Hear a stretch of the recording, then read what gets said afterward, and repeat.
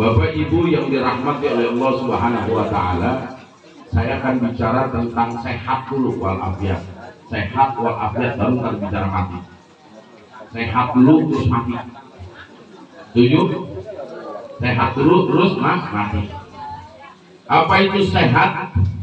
Sehat itu yang nggak ada penyakit, badan gemuk kayak deden, dan itu sehat. Orang sehat belum tentu afiat. Apa itu afiat? Afiat itu sehat, nggak sakit, terus ibadah. Sehat jasmani, afiat rohaninya. Jadi kalau ada orang sehat nggak ibadah, berarti dia nggak afiat. Jadi perlunya kita doa kepada Allah Subhanahu wa taala agar kita diberikan nikmat sehat wal afiat. Kan enak kalau sehat, badan sehat, nggak ada sakit. Terus jasmani dan rohani kita sehat. Lanjutnya, apa yang mesti kita lakukan ketika ingin sehat walafiat?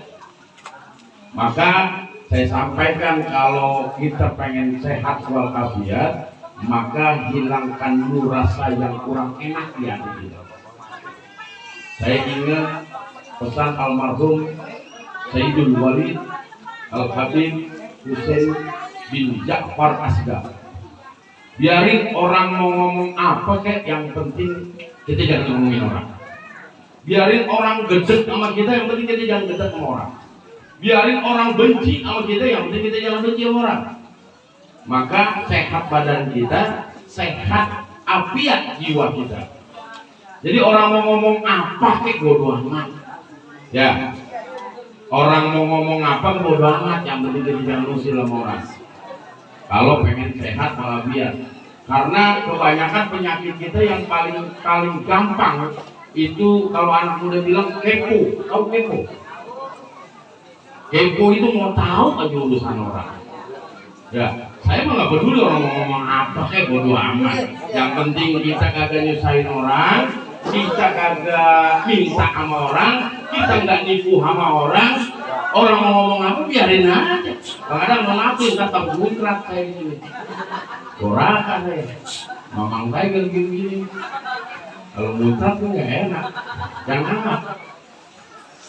Jadi ketika kita nggak peduli sama orang, nggak peduli tentang kehidupan orang lain, maka sehat badan kita, afiat jiwa kita.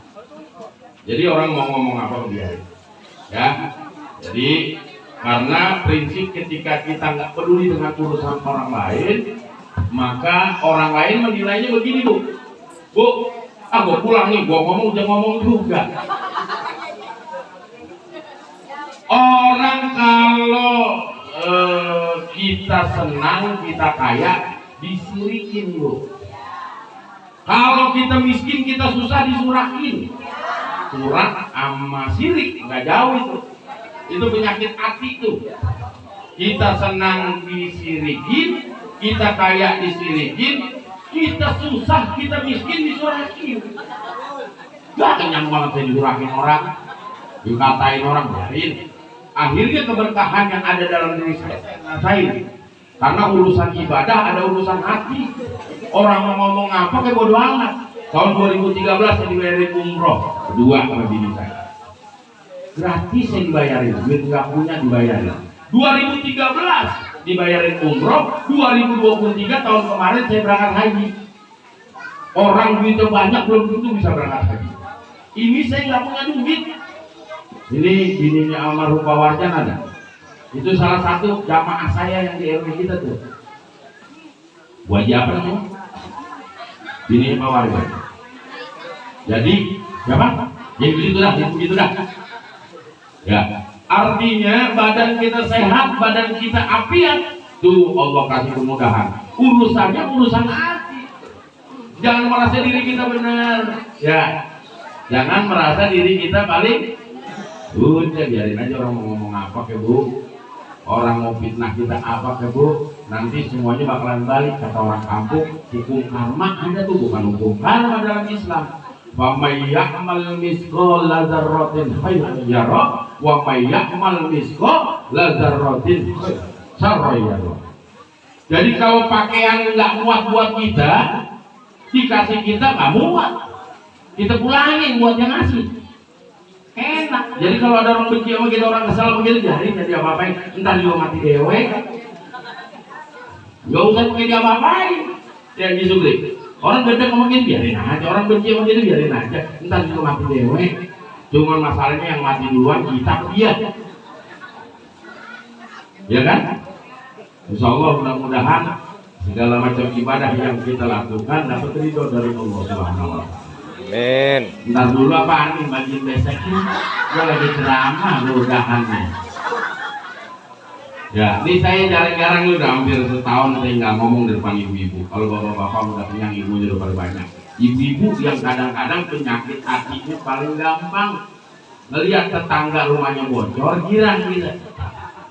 Ngelihat tetangga rumahnya bocor, girang. Rasain lu bocor gitu. Lihat tetangga, mohon maaf ya. Kita kadang-kadang suka komentar, itu yang saya takutin, apa yang kita perbuat bakalan balik sama kita. Ya, ngomongin begini, itu Ustaz Firdaus begini. Ntar jasa di laki lu, rasain lu. Hah? Gue biarin aja ngomongin orang. Gue nggak minta makan, nggak minta duit, nggak numpang hidup, nggak mintain orang. Gampang, itu simpel. Yang penting kita jangan ganggu orang lain. Insya Allah selamat diri kita. Ibadah kita lakukan buat diri kita dan Allah yang tahu. Gak perlu kita ibadah ngasih tahu ke orang, gue udah paling rajin di masjid, gue udah paling rajin sembahyang, gak perlu. Ya.